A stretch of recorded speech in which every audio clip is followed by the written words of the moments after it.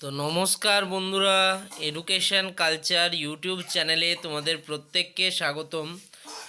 তো তোমাদের ডিপ্লোমার third semester electrical engineering স্টুডেন্টদের জন্য introduction to electric generation system যে সাবজেক্টটি রয়েছে তার সাজেশান 2026 নিয়ে এসেছি।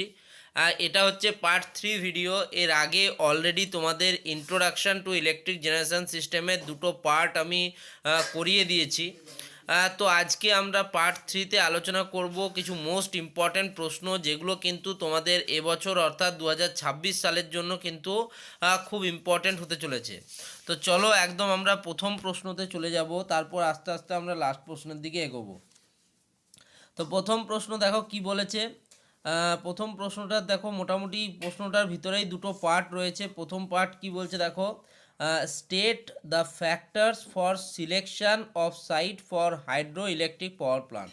হাইড্রো ইলেকট্রিক পাওয়ার প্লান্টের ক্ষেত্রে কোন জিনিসটা, কোন কোন ফ্যাক্টর আমাদেরকে দেখতে হয় যখন আমরা বলি যে হাইড্রো ইলেকট্রিক পাওয়ার প্লান্ট স্থাপন করতে হবে, সেটা।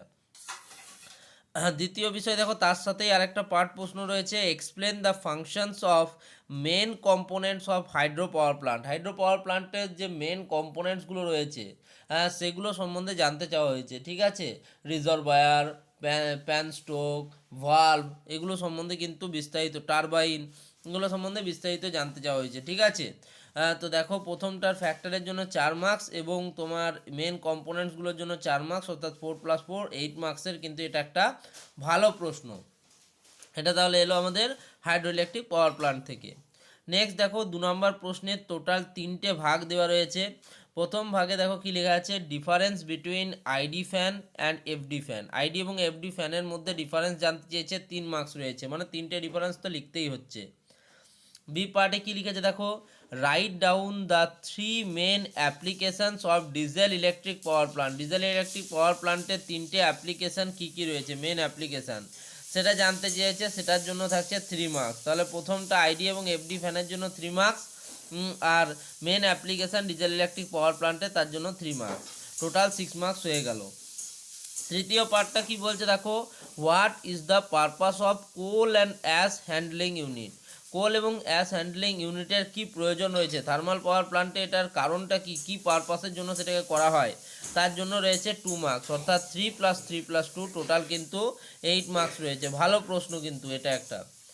নেক্সট চলে যাব 3 নম্বর প্রশ্নতে। 3 নম্বর প্রশ্ন থেকে কী বলেছে দেখো, explain construction and working of nuclear power plant with block diagram. তো ডায়াগ্রামের সাহায্যে তোমাকে দেখাতে হবে কনস্ট্রাকশন, নিউক্লিয়ার পাওয়ার প্লান্টকে কীভাবে কনস্ট্রাক্ট করা হয় এবং তার সাথে নিউক্লিয়ার পাওয়ার প্লান্ট কীভাবে কাজ করে, ওয়ার্কিং করে, সেটা জানতে চেয়েছে। একটা ভালো প্রশ্ন এবং এবছরের জন্য এটা একটা ইম্পর্ট্যান্ট প্রশ্ন, স্টার দিয়ে রাখো, ওকে। তো তোমাদের তো লাস্ট মিনিট সাজেশন আসবেই, তার আগে এই সাজেশনগুলো না দেখলে লাস্ট মিনিট সাজেশনটা কিন্তু তোমাদের জন্য হেল্পফুল হবে না। তো চলো এবারে 4 নম্বর প্রশ্ন দেখি। 4 নম্বর প্রশ্নের একটাই পার্ট, কিন্তু তার আন্ডারে কিন্তু আরও প্রশ্ন রয়েছে। কি বলছে দেখো, 4 নম্বর প্রশ্নটা, a hydro electric power station is working with a 100 meter head. Head কত বলেছে, 100 মিটারের, and flow rate of 50 meter cube per second. 50 meter cube per second হচ্ছে তার flow rate. If the efficiency of the plant is 70%, যদি দেখা যায় যে প্লান্টের যে এফিসিয়েন্সি সেটা 70%, what is it's power output, এর পাওয়ার আউটপুট কত। খুব ইম্পর্ট্যান্ট প্রশ্ন, ভালো প্রশ্ন। তোমরা কিভাবে এগুলো সলিউশন করবে তোমরা আশা করি জানো, না জানলে কিন্তু কমেন্ট করো।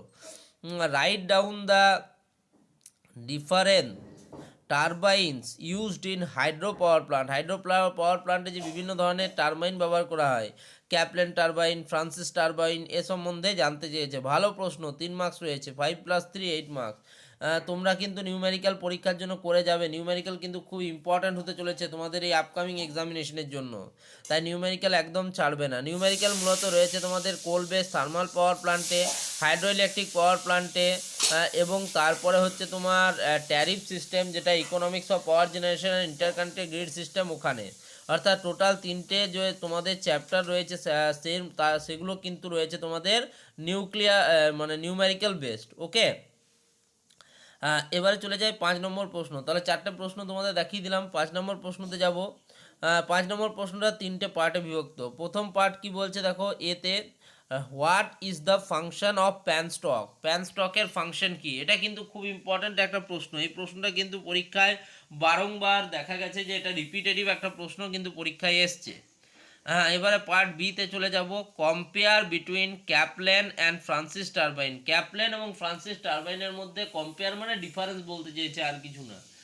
তোমাদেরকে কিন্তু তার জন্য 3 মার্কস রয়েছে। তো আশা করি 3টে থেকে 4টে লিখলেই এনাফ। ওকে, কিন্তু ভালোভাবে লিখতে হবে। মেন যে ডিফারেন্সগুলো সেগুলো যদি তোমরা লিখে দাও, তাতে যদি তুমি 3টেও লেখো তাহলে 3-এ 3 কিন্তু তুমি পাবে।